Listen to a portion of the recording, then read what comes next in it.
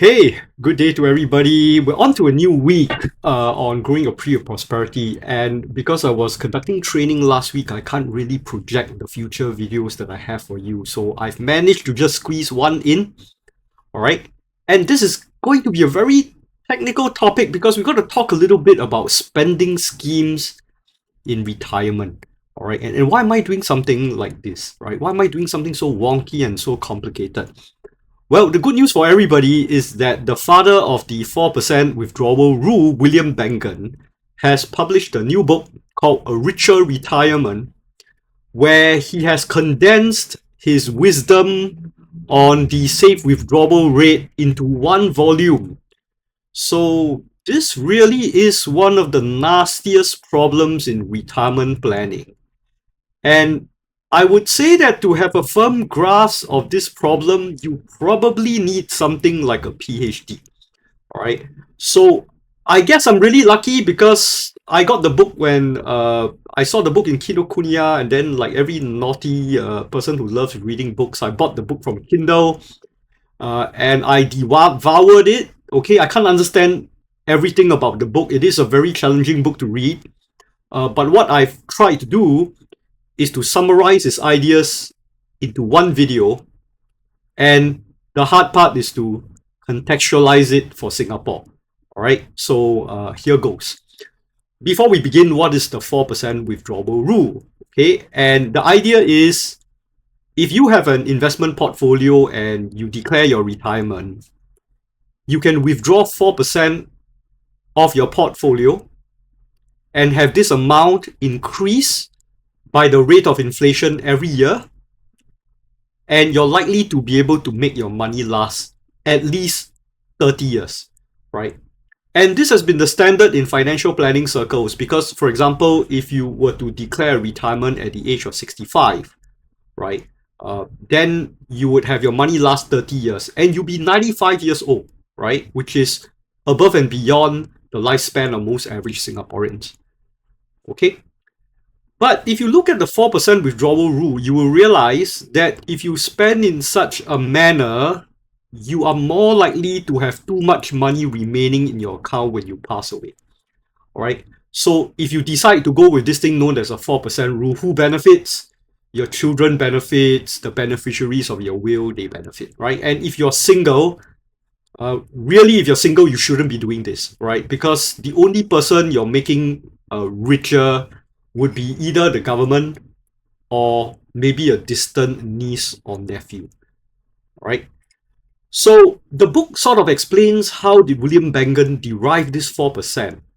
And like a real engineer, right, he really designed it to consider almost every single possible historical scenario. And the 4% is derived from considering the person who is unlucky enough to retire at the worst possible time. And then what does this person need to withdraw so that the money will last this person exactly 30 years? And in this case, the unluckiest person in this study is the person who decides to retire on the 1st of October 1968. All right. So this is really a very, very safe kind of withdrawal rule. Okay. And there are assumptions on what you do, right? And one of the assumptions is when you were to retire, you have an asset allocation of 60% equities, 35% bonds, and 5% in cash or money market funds, right? So nothing controversial. It is in fact a 60-40 portfolio with some amount of money as ready cash and liquid cash for you to spend during your retirement. Okay? All right. Now, to further complicate matters about the safe rate of withdrawal, William Bengen then goes on to say that, you know, actually, the amount that you can withdraw from your portfolio safely is a function of two variables. The first variable is the inflation regime. In other words, the higher the inflation, the lower your safe rate of withdrawal. So the kind of country that you retire in is very important. So is the country a low inflation regime, a medium inflation regime, or high inflation regime? So in this example, Singapore is a low inflation regime. I would say the US is a medium inflation regime, and a country like Turkey right, would be a high inflation regime. Okay. Next, you must also look at another variable called the cyclically adjusted price to earnings ratio, or the CAPE ratio. And the higher the CAPE ratio, the lower your safe rate of withdrawal. So if you retire when stock market is very expensive, then try not to withdraw so much money. If you retire at a point where the markets have bottomed out, then you can withdraw more of your sums, right? And the estimate for the cyclically adjusted PE ratio for Singapore is the PE ratio for Singapore, right? And so I will use 14 to 14.5 based on the current STI level. And so what William Bengen does in his book is that he has all these tables to tell you that, within this inflation regime, if your CAP, your CAPE ratio is a certain number, this is your safe rate of withdrawal. It's a set of tables. You can buy the book and find out what the tables are, right? Okay, and whatever number that you come up with, he labels it safe max. All right, so safe max means how much you withdraw that would minimally allow you to last 3 decades. Okay, 3 decades. Okay, so that's basically it. The simplest part of the book, and I can only profess to understand the simplest part of the book, is that the amount that you can withdraw from the stock market is equivalent to a certain number that is compared on a table, all right? And on one axis of the table is the inflation regime, on another axis is the cyclically adjusted price to earnings ratio, all right? So you just refer to the table, that is your safe max. Okay, so now let's look at the different withdrawal schemes in the book, okay? And it shows you how complex retirement planning is. So the first scheme is known as a COLA scheme. COLA stands for cost of living adjustment, right? Cost of living adjustment is what I've explained earlier. You start with a percentage, and then you derive the amount drawn from the portfolio. Every year, you draw this amount plus the inflation that you've experienced for the year, okay? If you were to follow precisely the COLA scheme in the US, it is not precisely the 4% rule. In fact, to make your money last 30 years, it is the 4.7% withdrawal rule, okay? So imagine if you have a portfolio of $1 million, so you withdraw 4.7%. So you take out $47,000 every year for the first year, but from the first year to the second year, your country experiences an inflation of 2.5%, right? You can increase the amount that you draw next year by adjusting $47,000 based on the inflation rate. So next year you withdraw $48,175. Okay, so based on William Bengen's tables in his book, if we consider Singapore a low inflation regime, right, and I can justify that, right, maybe in a different video if there is demand, the CAPE ratio between 14 and 40.5, our safe max is way better than 4%, right? You can draw 7.04% of your portfolio, right? That portfolio consists of 60% maybe STI, right? And then 35% maybe the ABF bond fund, and the final 5% in a fixed deposit account or a HISA account. Okay, so that's a COLA scheme. Okay, so actually if we go by the 4% rule, that's very strict, right? We can actually go with something better if you retire right now. Next is the FA scheme, or the fixed annuity scheme. And what this means is that it is like a fixed annuity or your CPF life under the standard plan. You withdraw a certain amount, and this amount is fixed every year. All right, you don't adjust it by inflation. Okay, now if you do this, generally speaking, you can withdraw higher than your COLA, right? Scheme 2, the withdrawal rate is higher than the COLA. Okay, and while the amount shrink by the inflation rate, the idea is people do spend less as they get older. So for example, if you do this from the age of 55 to 65 years old, because as you get older from 55 to 65, you spend less, it's fine, right? If your purchasing power actually drops every year, it's okay. Okay, and the benefit from that is that you have a higher safe max. Your safe max is in fact 9.6%, following the rules earlier on. So it's quite cool, right? Imagine you can take up 9.6% of your portfolio once and then spend that same amount every year, and then hope that it will last you 30 years. So that's the second scheme, the fixed annuity scheme.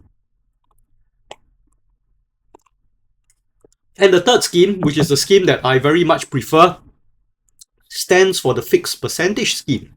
And the fixed percentage scheme is very simple. I draw a certain percent every year. If the portfolio size goes up, I draw more. If the portfolio size goes down, I draw less. Okay, so if you follow this technique, you will never run out of money, right? But you have to adjust your spending based on the sums withdrawn. All right, so this is another technique. It will make your descendants very rich, and it is not dependent on which inflation regime you're in or what is the CAPE ratio. Based on William Bengen's tables in his book, the maximum sums that you can withdraw hover around 5.5%. Right, so you can withdraw 5.5% of your amounts every year, and then if the portfolio size goes up, you withdraw more.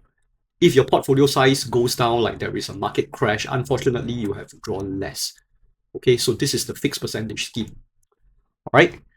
Okay, and basically these are the three schemes that you can withdraw your money. I've even given you the actual numbers for you to play with. All right, and if you were to read this book, some things become very obvious, right? How lucky Singaporeans are. So the first reason is that we have no capital gains and dividends taxation, which can seriously impact your SafeMax, right? We also have CPF Life that makes it easier to do estate planning as monthly payouts are guaranteed for life, right? And finally, because we are Asians, we don't really care about spending our money within these 30 years. I think one thing is that financial planners in the US, because it's a very individualistic kind of society, they seem to be obsessed with spending as much money as they can without really thinking about giving money to their descendants, right? Asians were not like that. And so we do try to give as much as reasonably possible to our kids, right? And if you read the newspapers today, I made this video a week ago. You know that 6 grandchildren of someone became billionaires, right? Just for being born to the right family, all right? But this is Asia for you, right? I wish to give my children as much as I can afford as well, right? Okay, so here's how we contextualize Bengen's idea for a Singaporean retiree.